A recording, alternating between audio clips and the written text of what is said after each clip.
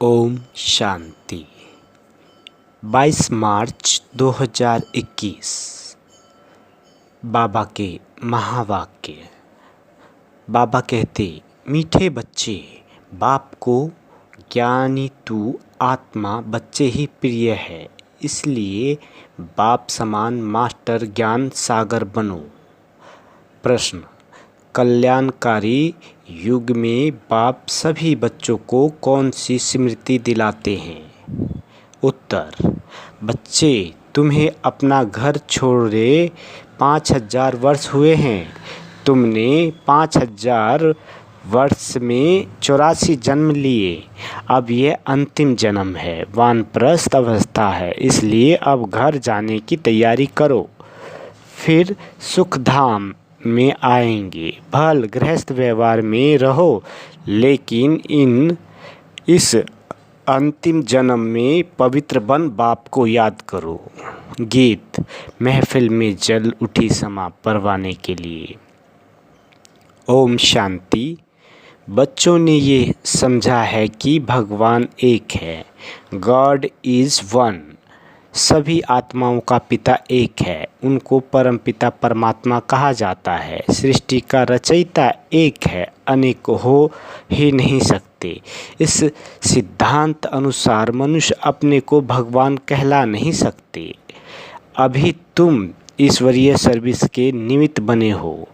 ईश्वर नई दुनिया स्थापन कर रहे हैं, जिसको सतयुग कहा जाता है। उसके लिए तुम लायक बन रहे हो। सतयुग में कोई पतित नहीं रहते, अभी तुम पावन बन रहे हो।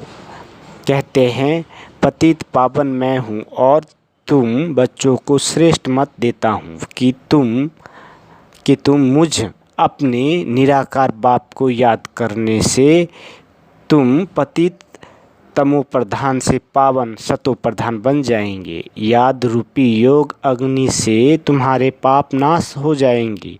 साधु आदि तो कह देते हैं ईश्वर सर्वव्यापी है, एक तरफ कहते भगवान एक है, फिर यहाँ तो बहुत अपने को भगवान कहलाते हैं। श्री श्री 108 जगत गुरु कहलाते हैं। अब जगत का गुरु तो एक ही बाप है। सारे जगत को पावन बनाने वाला एक परमात्मा सारी दुनिया को लिबरेट करता है दुख से। वही दुख हरता सुख करता है। मनुष्य को ये नहीं कहा जा सकता। ये भी तुम बच्चे समझते हो। ये है ही पतित दुनिया। सब पतित है। पावन दुनिया में है यथा महाराजा महारानी तथा प्रजा।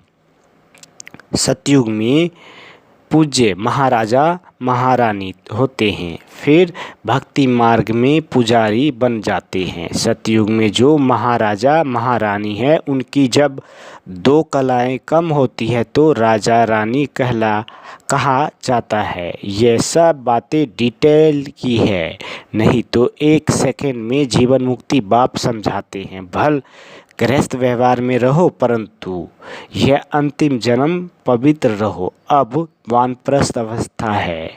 वानप्रस्थ व शांति धाम एक ही बात है। यहाँ आत्माएं ब्रह्म तत्व में रहती है, जिसको ब्रह्मांड कहते हैं। वास्तव में आत्माएं कोई अंडे मिसल नहीं है। आत्मा तो स्टार है। बाबा ने समझाया है, जो भी आत्माएं हैं इस ड्रामा में एक्टर्स है। जैसे एक्टर्स नाटक में ड्रेस बदलते हैं, मित्र भिन्न भिन्न पार्ट बजाते हैं, ये भी बेहद का नाटक है। आत्माएं इस सृष्टि पर 5 तत्वों के बने हुए शरीर में प्रवेश कर पार्ट बजाती है। शुरू से लेकर परमात्मा और ब्रह्मा विष्णु शंकर सब एक्टर्स हैं। नाटक में भिन्न भिन्न प्रकार की ड्रेस मिलती है। पार्ट बजाने घर में आत्माएं सब शरीर के बगैर रहती है। फिर जब 5 तत्वों का शरीर तैयार होता है, तब उनमें प्रवेश करती है। 84 शरीर मिलते हैं, तो नाम भी इतने बदलते हैं। आत्मा का नाम एक है। अब शिव बाबा तो है हे पतित पावन, उनको अपना शरीर नहीं है, शरीर का आधार लेना पड़ता है। कहते हैं मेरा नाम शिव ही है, भल पुराने शरीर में आता हूँ, उनके शरीर का नाम अपना है, उनका व्यक्त नाम है, फिर अव्यक्ति नाम पड़ा है। एक धर्म वाला दूसरे धर्म में जाता है तो नाम बदलता है। तुम भी शूद्र धर्म से बदल ब्राह्मण धर्म में आए हो तो नाम बदला है। तुम लिखते हो शिव बाबा थ्रू ब्रह्मा, शिव बाबा परमपिता परमात्मा है, उनका नाम नहीं बदलता है। शिव बाबा ब्रह्मा द्वारा स्थापना करा रहे हैं आदि सनातन देवी देवता धर्म की, जो प्रायलोप हो गया है। जो पावन पूज्य थे वे ही पतित पुजारी बनते हैं। 84 जन्म पूरे किए हैं, अब फिर से देवी देवता धर्म स्थापन होता है। गाया हुआ है परमपिता परमात्मा आकर ब्रह्मा द्वारा फिर से स्थापना कराते हैं, तो ब्राह्मण जरूर चाहिए। ब्रह्मा और ब्राह्मण कहाँ से आए?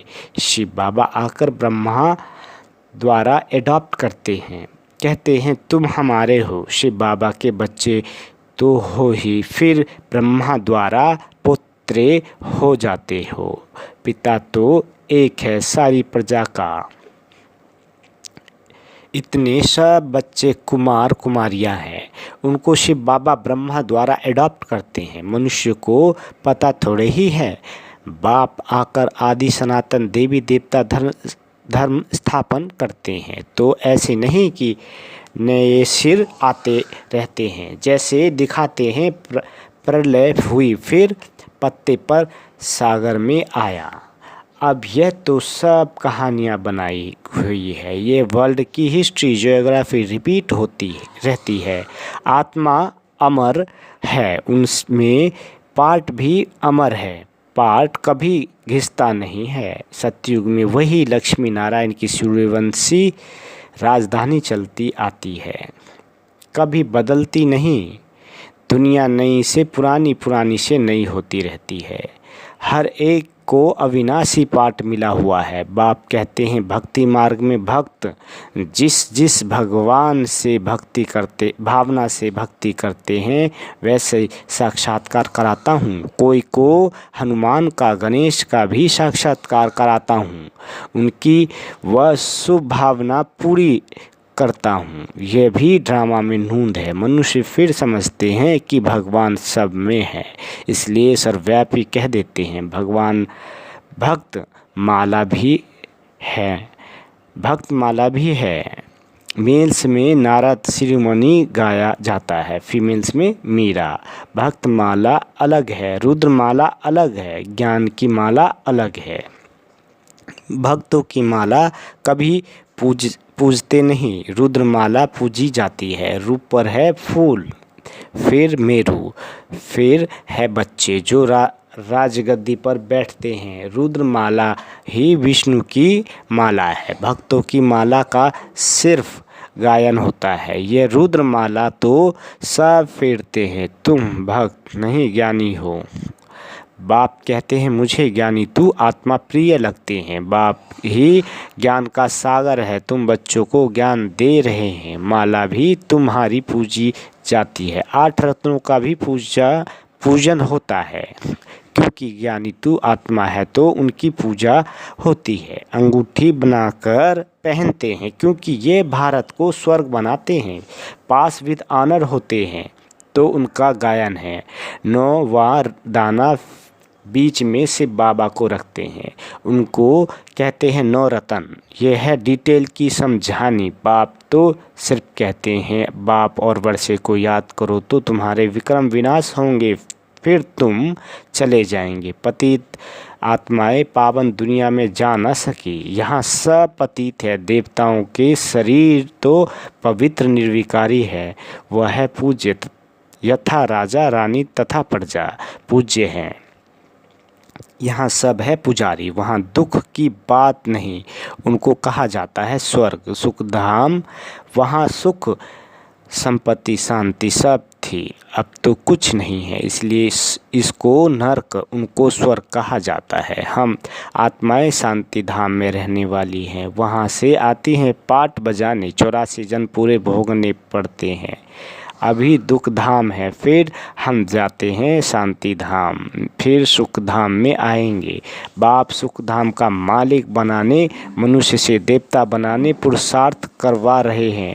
तुम्हारा है यह संगम युग। बाप कहते हैं मैं कल्प के संगम युगे आता हूँ, युगे युगे नहीं, मैं संगम युग में एक ही बार सृष्टि को बदलने आता हूँ। सतयुग था, अब कलयुग है, फिर सतयुग आना चाहिए। यह है कल्याणकारी संगम युग।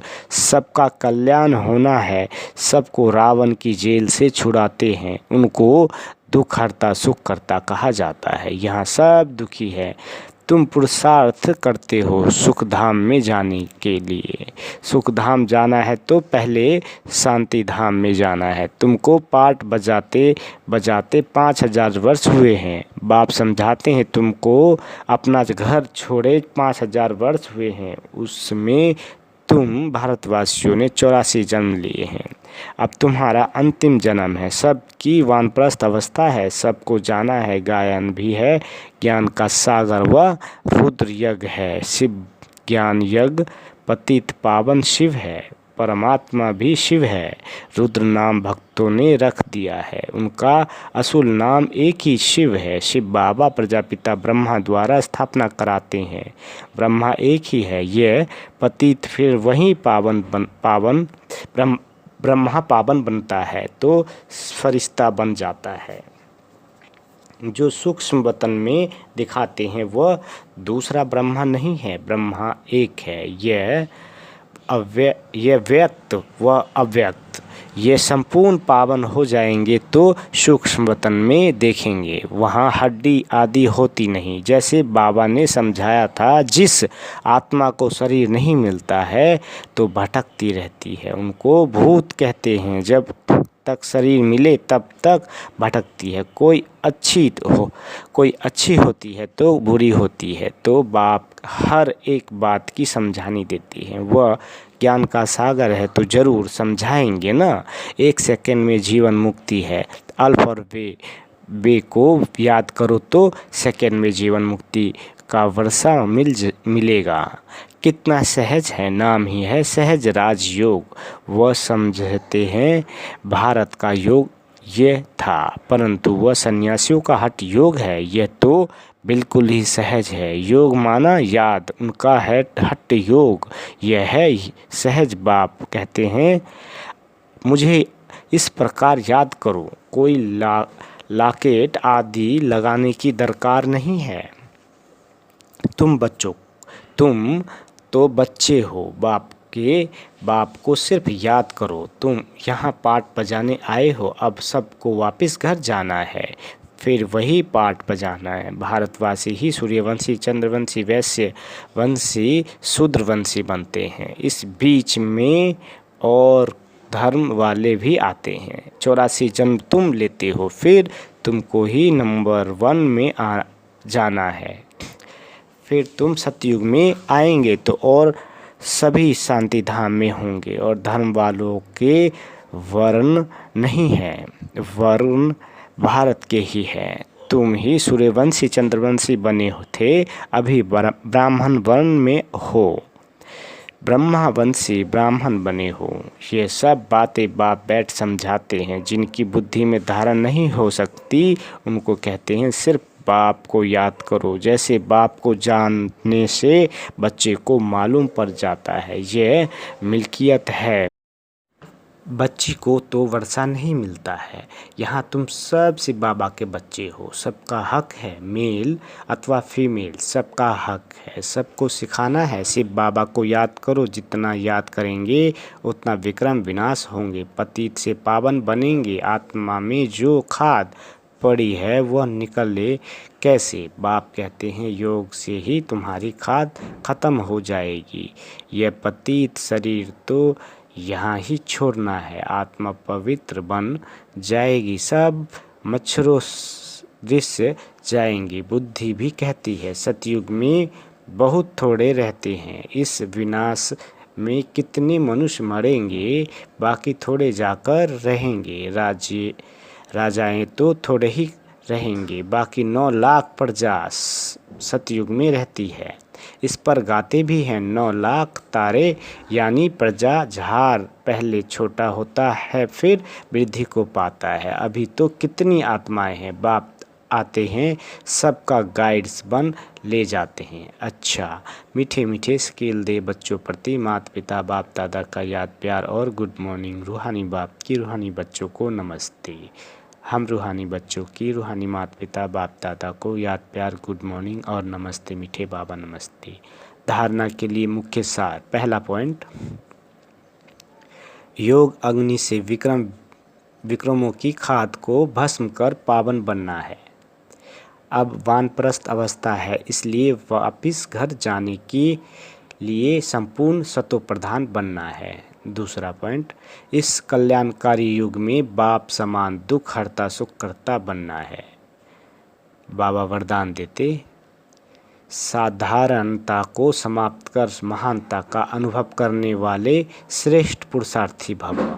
विस्तार, जो श्रेष्ठ पुरुषार्थी बच्चे हैं उनका हर संकल्प महान होगा, क्योंकि उनके हर संकल्प श्वास में स्वतः बाप की याद होगी। जैसे भक्ति में कहते हैं, अनहद शब्द सुनाई दे, अजपा जाप चलता रहे, ऐसा पुरुषार्थ निरंतर हो, इसको कहा जाता है श्रेष्ठ पुरुषार्थ। याद करना नहीं, स्वतः याद आता रहे, तब साधारणता खत्म होती जाएगी और महानता आती जाएगी। यही है आगे बढ़ने की निशानी। स्लोगन, मनन शक्ति द्वारा सागर के तले में जाने वाले ही रत्नों के अधिकारी बनते हैं। अच्छा, ओम शांति।